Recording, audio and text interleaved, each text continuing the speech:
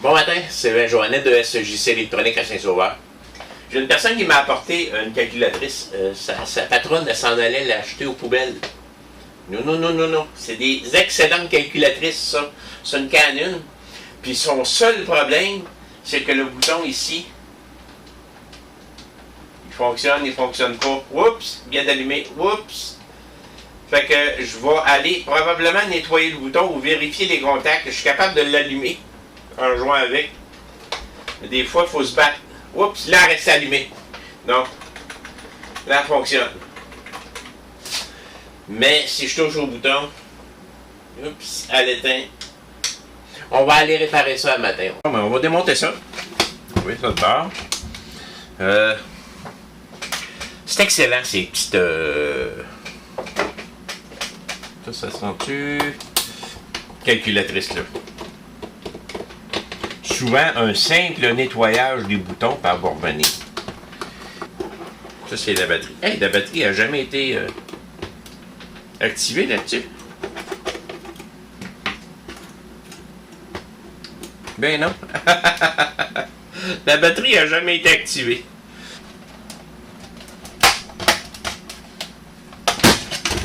Et voilà. C'est enlevé. Moi, je vais aller rejoindre mon petit bouton.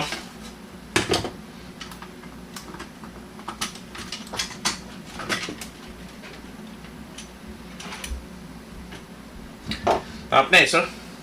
C'est juste un nettoyage de contact. On le voit ici tout de suite, là, c'est sale. Ces boutons-là, là, c'est sur le même principe qu'une télécommande. Fait que tout ce que j'ai à faire, c'est de prendre du contact cleaner, nettoyer ça, bien comme il faut, puis même ça ici, je vois que c'est sale ici en bas. Ça, c'est des contacts pour les boutons. Le bouton on-off est là. Je vais le nettoyer bien comme il faut, puis ça va revenir comme une neuve. Allons-y.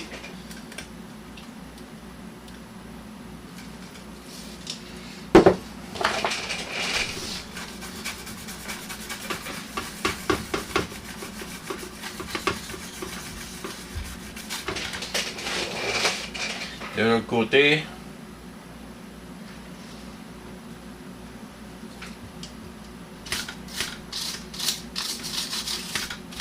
On laisse sécher ça parfaitement.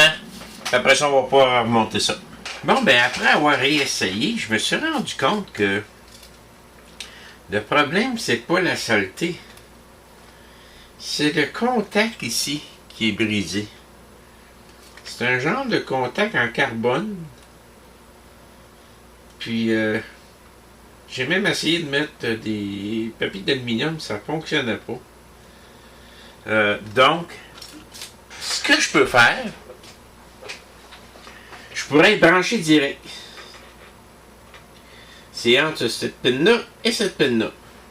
Si je branche les deux ici,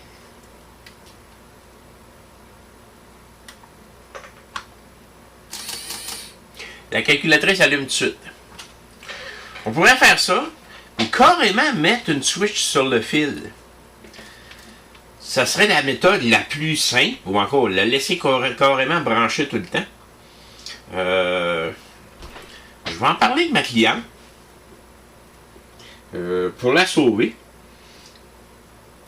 Comme ça, si elle veut l'éteindre, soit qu'elle la débranche ou soit qu'on met une switch sur le fil ici. Ça coûte pas cher une switch sur le fil direct. Puis elle va pouvoir l'allumer puis l'éteindre comme elle veut. Parce que c'est vraiment juste ce contact-là qui fait défaut. Puis j'ai eu beau essayer des petits papiers d'aluminium, mais ainsi de suite. Rien à faire. Il veut rien savoir. Ouais, c'est ce que je vais faire. Finalement, après avoir parlé à ma cliente, elle a finalement pris la décision de la brancher direct. Ça devrait fonctionner number one. Sans problème. On va mettre un petit peu de soudure ici. On va éliminer la switch.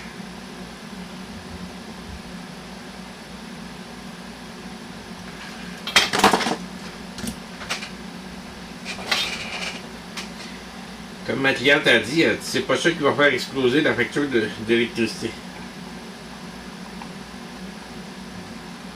Parce que elle fonctionne encore comme une neuve. C'est juste à cause de ça. J'aurais pu. J'aurais pu mettre une switch dans le côté, j'avais l'espace ici. Mais c'est sûr qu'elle ne voulait pas payer trop cher, donc si jamais ça arrive, un autre, on peut mettre une switch dans le côté. Ça revient à peu près 25$ la réparer. C'est pas grand chose. Là, je vais mettre ça là. Merci, bonjour. C'est un peu.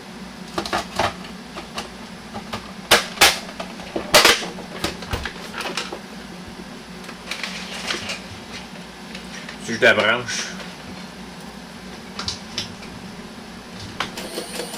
Elle allume tout de suite. Bon, ben, je l'ai branché direct. On a bien passé la. Sauté par-dessus l'interrupteur ici qui était brisé de toute façon. Fait que l'imprimante marche numéro 1. J'ai même placé la date et l'heure dessus. Il est midi 16 en ce moment, la date, le 12 juillet 2019.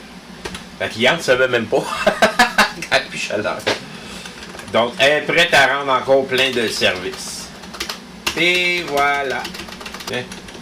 C'est beau. Merci. Bonne fin de journée.